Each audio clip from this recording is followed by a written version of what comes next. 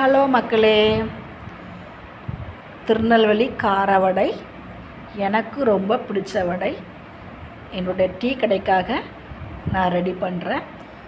1 class பட்டாணி பருப்புக்கு 1/4 class உளுந்து சேர்க்கணும். நான் 4 கிளாஸ் பட்டாணி பருப்பு எடுத்து 1 கிளாஸ் உளுந்து சேர்த்துக்கிறேன். 2 to 3 மணி வரைக்கும் நல்லா ஊற வைக்கணும். ஊற வச்சதுக்கப்புறம் கிரைண்டரில் போட்டு ரவை பதத்துக்கு நல்லா அரைச்சி எடுத்துக்கிடணும்.